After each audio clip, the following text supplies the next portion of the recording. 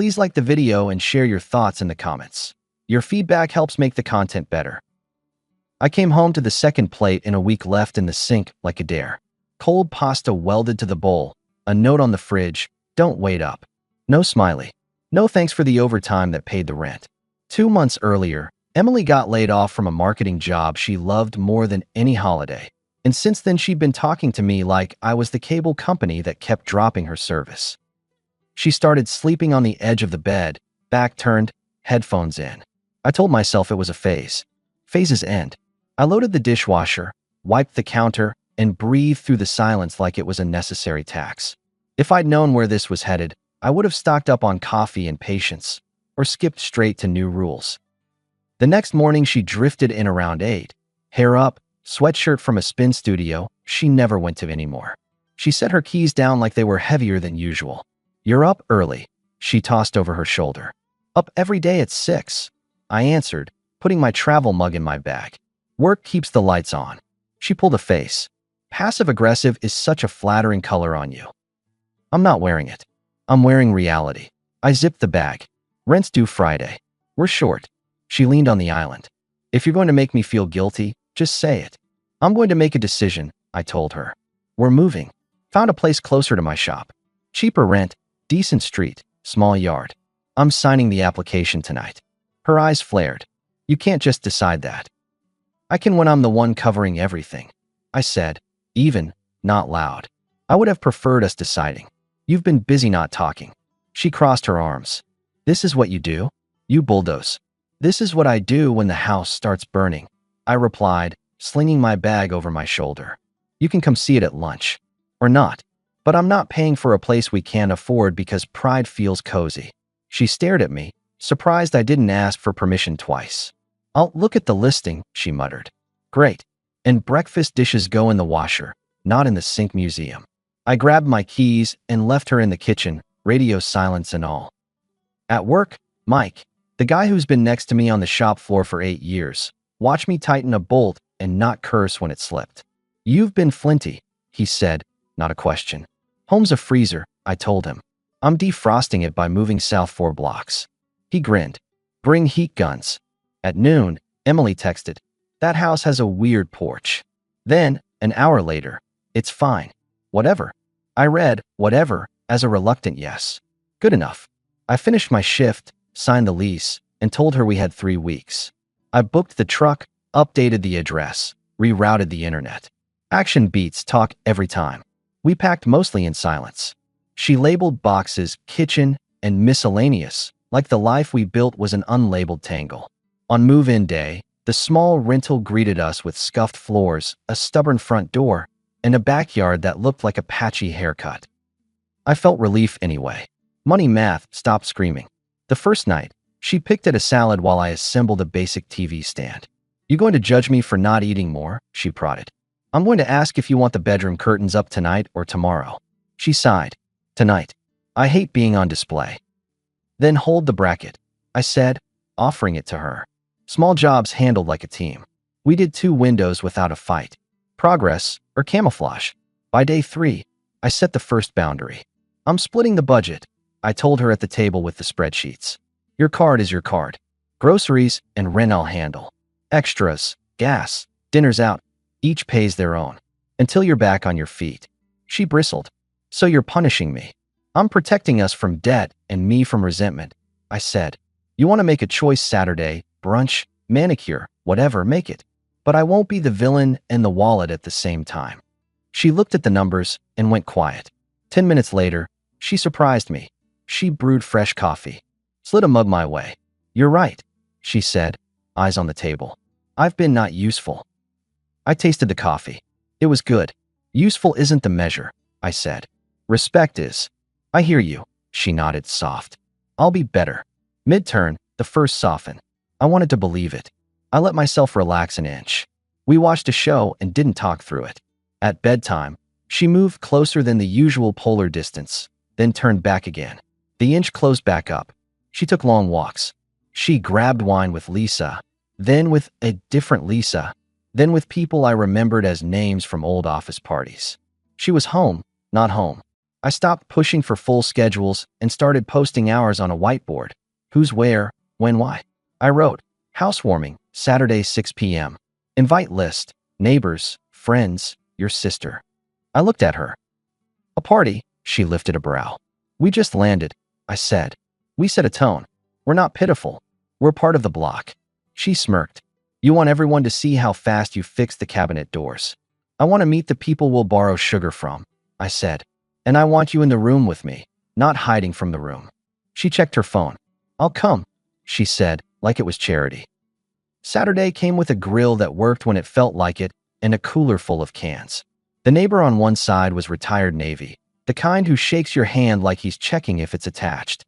On the other side was Kayla, 27, graphic designer, talkative, a rescue mutt named Toby. She brought brownies and an energy that made our dull living room look brighter. Welcome to the circus, Mike said, thumping my shoulder as he arrived with his wife, Jules, who carried a bowl of some quinoa thing I pretended to understand. It's a good house, Kayla told Emily near the chips. He did all this?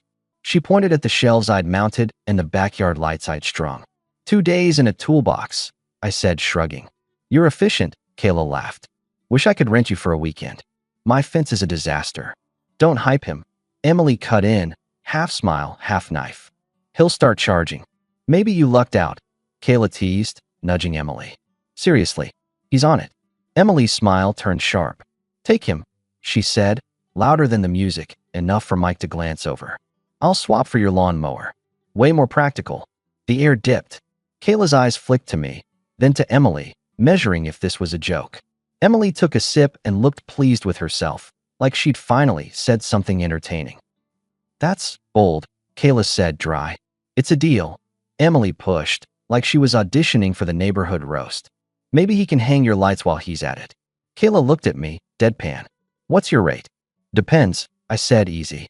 If payment is carbs, I accept brownies.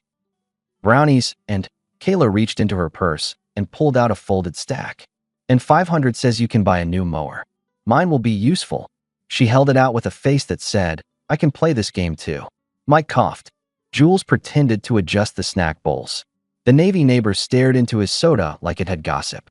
Emily's eyebrows went up. She wasn't expecting someone to cash the bit. Kayla hooked her hand around my wrist. Come on, she said, smiling. Let's write a receipt. People laughed, awkward and relieved for an exit. I looked at Emily. She lifted her cup as if toasting. I went with Kayla, still playing along, because there's a line between letting a joke die and letting it bury you. We crossed the yard to her place with Toby zigzagging at our heels. Inside, her living room was bright and tidy in a way that said she had work and a life. She dropped the cash on the coffee table and gave me a level look. I don't actually want to buy you, she said. That was me telling her she said something ugly. I got it, I told her, picking up the money and handing it back. I'm not a rental item, and I'm not for sale. Sorry you got dragged into that circus. You don't owe me an apology, she said. You handled it. Cool under fire. I'm more practical than dramatic, I said, glancing at her fence through the window. That fence really is listing. I'll fix it next weekend. No money. Just don't tell my wife I work fast. Kayla sat on the arm of a chair. What's going on in there? Lay off, I said. She's been mean to the person who stayed. I keep hoping she'll come back to earth. That joke wasn't nothing, Kayla said. It wasn't a joke. I know. We talked longer than I planned to. Work. Her design clients. My shop. I told her about splitting the budget and posting the schedule. I didn't badmouth Emily. I kept to facts. Kayla listened like a grown-up. It felt rare after weeks of being treated like a walking bill. Around 11, a knock hit her door like a hammer. Then another. Then my name through the wood, sharp. Open up, Emily called. I see you, I saw you go in. Enough. Kayla looked at me. I nodded. I'll handle it. I opened the door. Emily stood there flushed, eyes hard. Get home, she snapped. Now. Kayla, thanks for the chat, I said, ignoring the volume. I'll fix that fence. And sorry about the 500 theater. Kayla raised the returned money. I'm keeping the brownies, she said. Good night. Back in our doorway, Emily spun. You left our party to what? Flirt? Parade yourself? Embarrass me? You traded me for a lawn mower in front of my friends, I said, stepping inside. I removed myself from your stage. You're unbelievable, she spit. You always make it about you. I made it about us not burning the neighborhood down on day one. We'll discuss this without an audience. I'm discussing it now, she barked, following me to the kitchen. You're a liar. That thing with Kayla. There was no thing, I cut in. There was a line you crossed. That's what happened. She slammed her cup onto the counter. You know what? This is all because of you. Lay it out then, I said. I'm curious how I caused your job to vanish. You've been distant, she threw, grasping. And smug. You decided to move without me. You split the money like I'm a child. I moved us out of debt, I replied. I split the money so you could make choices without resenting me for funding them. I've been steady while you've been gone. That's the truth. Don't you dare talk to me like you're my manager. I'm your husband, I said, voice flat. And when my wife puts me on a swap table for a tool in front of a new neighbor, the husband takes the mic back. She pushed away from the counter. You slept at her house. I sat on her couch and refused her cash. She wanted to undo your stunt with dignity. We talked. That's it. You expect me to believe that? I expect you to decide if you want to keep running this at a volume or meet me like an adult. Because I'm at the end of my patience line. She crossed her arms. Of course you're the victim. I'm not, I said. I'm the guy who can sleep somewhere else tonight. Do it, she snapped. Go. See if your new friend makes space for your ego. The kill turn was smaller than a slam and larger than a whisper. It was the moment I stopped negotiating with a storm. I went to the bedroom, pulled a duffel from under the bed, and packed clothes for 3 days. I took my work boots from the closet, my charger from the outlet. No yelling, just an inventory of dignity. I set my key on the table and swapped it for the spare hidden outside, handed her the visible one. What is this? She demanded. Control of the door stays with whoever treats it like a home, I said. I'll be at Mike's. Phone stays open for logistics only. No midnight knocks. If you want to talk tomorrow, it'll be in daylight, at the table, with the phones face down and voices normal. If you'd rather keep shouting, we can keep living separately. She stared. You can't just. I can, I said. And I just did. I left. Mike's garage smelled like motor oil and sanity. He tossed me a blanket and a look. You want the couch or the air mattress? He asked. Couch is fine, I told him, dropping the duffel. Housewarming was warm. He snorted. Jules told me. You handled it. Proud of you. She's going to light me up tonight, I said. She's not used to you moving first, he said. That's all. He left me with the quiet. At 1:14 a.m. my phone lit. 10 messages. I turned it face down. My rule was my rule. At 7:05 a.m., a single text. Can we talk like adults, please? Then a call. I picked up. Morning. Her voice was small. I was awful. You want to talk? I said. Time and place. Now. Home. Phone's on the table, I said. No raising voices. If it goes sideways, I leave and we reschedule. Okay, she whispered. Please. When I walked in, she was at the table, hair combed, eyes tired, box of tissues untouched between us. She slid her phone across to the middle like it was a white flag. I did the same. I thought last night about what I've been doing, she said, no preamble. I have been cruel. I've been punishing you for something you didn't do. I leaned back, not magnanimous, just listening. I lost my job and I felt disposable, she continued. And I made you pay for it because you were here and I knew you wouldn't leave. Correction, I replied. You knew I wouldn't leave loudly. She swallowed. Right. I took advantage of that. I took every kind thing you did and twisted it. I made a joke at your expense in front of people we just met. It wasn't funny. It was mean. And then I went to find you so I could be louder about it. And you still didn't explode. No, I said. I left. Because I'm not a prop. She nodded fast. Please don't end us. Please. I am ashamed of how I've been. I am scared that I broke something I can't fix. I want a chance to earn back what I wore down. Words are wind, I said. What happens when you feel powerless again? What's the plan you follow instead of turning me into a target? She took a breath, looked me in the eye. Structure. I'm making one. I called my former boss this morning and asked for leads. I'll be in 3 networking calls this week. I'm signing up for a contract platform today. I'll put the calendar on the board with yours. Also, I want us to set a rule. No jokes about each other at parties. None. Not about money. Not about work. Not about intimacy. I thought I was being witty. I wasn't. I broke something. And the nights out that end with notes on the fridge? I asked. She winced. I've been hiding. It won't be like that. If I'm with someone, you'll know who and when I'm back. And I'll be back by 11. No more disappearing. I'm not your warden, I said. I'm your partner. I require respect to keep that job. I know, she said. Tears she didn't dramatize gathering, but not falling. I want to fix it, not perform fixing. Do you? Do I have any chance? You have one, I told her. With conditions. She leaned in. Name them. 1. We split the space like we split the budget. If we're not good, there's no forced closeness. We share a bed when we choose it. No weaponizing distance and no weaponizing proximity. 2. Plain talk.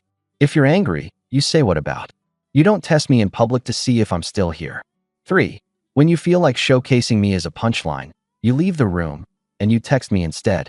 I'll meet you there, not in a crowd. She nodded, fast. Yes. And 4, I added. I'm not a lawnmower. If someone ever tries to buy me again in front of you, you shake their hand and say, we don't do that here. A laugh escaped her, not giddy, just honest and embarrassed. We don't do that here, she repeated. Then, quieter, I really am sorry, Mark. I watched her a beat longer. I'll stay, I said. Not because I'm afraid to start over. Because I remember us when we are good.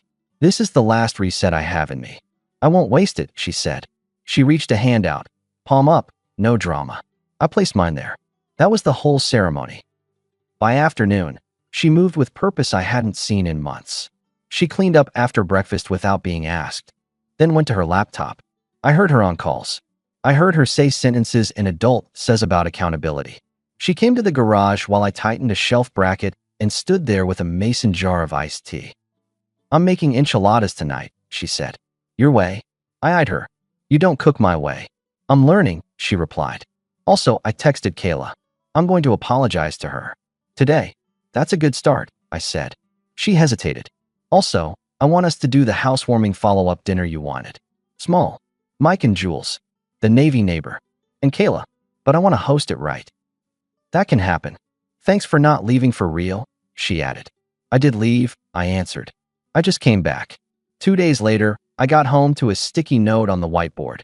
Interview Thursday, 10 a.m. contract lead. Dinner at 6. Home by 9 if I go for coffee with Lisa. That's how grown-ups write about time. Emily met me at the door with something else I didn't see coming. A simple hug, not a guilt offering, not a trap. Can I ask you something? She said after. Shoot. Will you help Kayla with that fence this weekend? I told her we owe her a fence and an apology. And by we I mean me. Yeah, I said deadpan. I'll bring my professional lawn mower husband kit. She cracked a smile and took it without flinching. Progress. The follow-up dinner landed a week after the party. I grilled. The Navy neighbor brought a potato salad that tasted like it had rank. Mike gave me the look he gives when he thinks I'm about to fix a car with duct tape, and Jules hovered like the social glue she is. Kayla arrived with Toby and a 6-pack of sparkling water. Before we eat, Emily said, clearing her throat, a little pale, I need to say something. She didn't look at me first. She looked at Kayla. I embarrassed you at our party. I tried to be funny, and I was unkind. Thank you for not letting it slide. And I'm sorry, Mark, for treating you like a punchline. That won't happen again. We don't do that here. Kayla snorted. That's right. She tapped her chin to Emily's. Friends, then? Friends, Emily said, and this time it didn't sound like a line to save face. We ate. People talked. Nobody was tense. After dinner, Kayla and I went to look at her fence, measuring where the rot started and where the posts needed replacing. Thanks again for handling that night, Kayla said low. Thanks for forcing a mirror, I replied. On the way back, we passed Emily carrying out a tray of watermelon. She paused. 500, she said to Kayla deadpan. Kayla froze, then saw Emily's grin. Emily held up an envelope. I'm returning your joke. I don't keep money I didn't earn, but I did keep the line. It's a good one. Kayla laughed. Deal. Inside the ordinary days, we kept doing ordinary work. Emily landed a small contract writing product pages. She sat with her laptop in the mornings, editing with focus instead of scrolling anger. When she left to meet a friend, she wrote it on the board first. There were still nights where I could tell she was carrying a weight, but she didn't drop it on me. She set it down between us, and we both looked at it. A week later, We had our second soften, this time not tactical. I got home to find a toolbox open on the floor and Emily, hair tied back, replacing a cabinet hinge with a YouTube tutorial paused on her phone. She glanced up. "Don't hover," she said. "I'll get it." "You will," I agreed, leaning on the doorframe. When the hinge bit and the door stopped listing, she looked at me like she felt the planet tilt back toward normal. "Come here," she said, hand out again. Same plain gesture. It meant more than speeches. I paid attention to how her changes worked, not just the shape of them. She asked my opinion about a pitch email. She kept her voice level even when she was frustrated. She didn't use late nights as a weapon. She checked me sometimes too. When I came home short because a customer demanded a miracle we couldn't deliver, she put a glass of water in my hand and said, "Tell me the facts, not the feelings you're trying to swallow." That's how winners talk.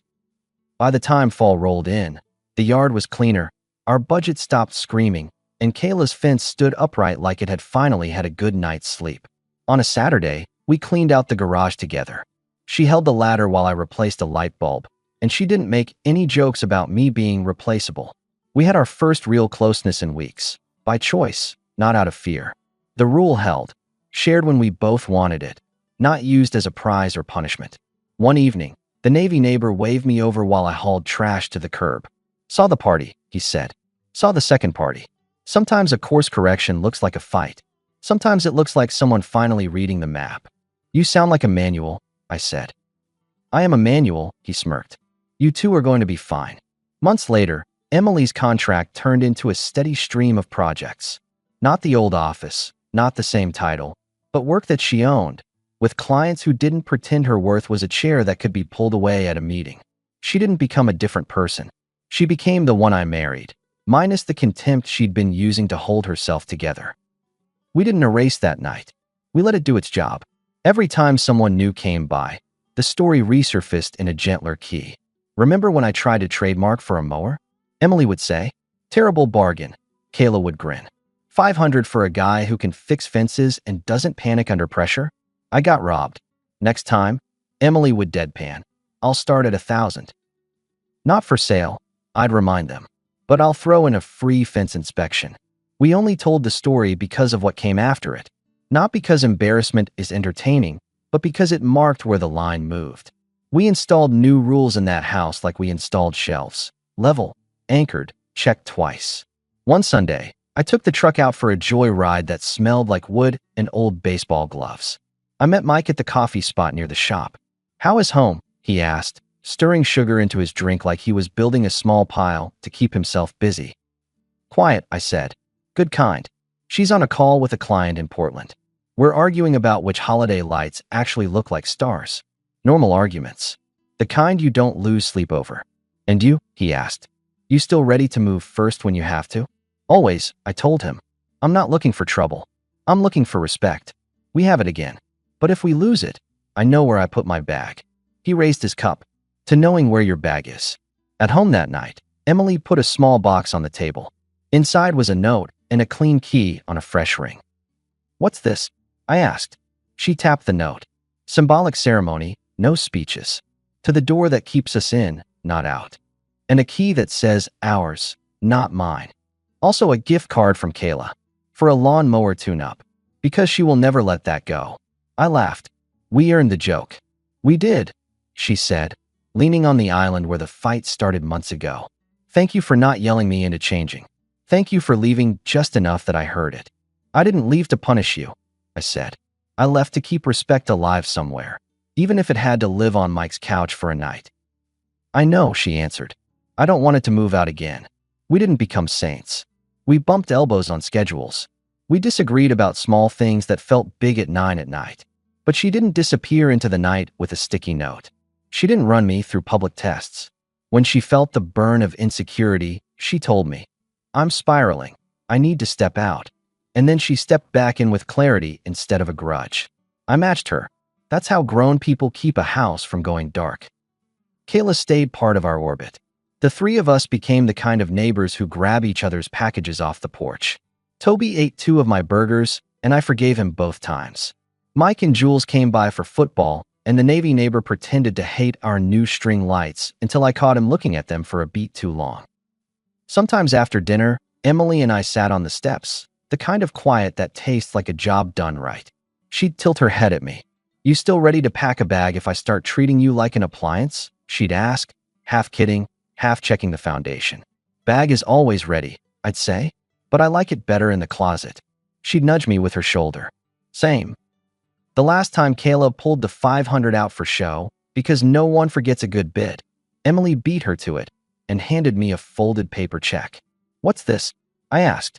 "Back pay," she said, face straight. "For the lawn services you didn't render, the husband rental you declined, and the fence fix you delivered anyway." Kayla groaned. "You two are impossible." "Structured," I corrected. That night, before we turned in, Emily wrote on the board in her neat handwriting, "Friday, dinner with Kayla. Saturday, Mark's garage time. Sunday, my client call. Every day, no jokes at each other's expense." She underlined the last line. I took the marker and added, "Every day, respect before comfort." She nodded. "We don't do it any other way." So no, I didn't walk away from my marriage. I walked away from contempt, once, hard enough that the message stuck. I put rules in place and kept them. I allowed one return, not because I was weak, but because I saw the person I married fighting their way back through bad habits. She proved it, not by crying or promising, but by doing. And I kept pace. The house we almost burned down is now the house people asked to borrow a drill from. There's a used mower in the shed that runs just fine. The fence is straight. The calendar is full of work and dinners and dumb errands. It's ordinary. It's ours. And when someone new asks how we met Kayla, we shrug and say, "Long story. Short version, don't make trades you can't cash." We don't do that here.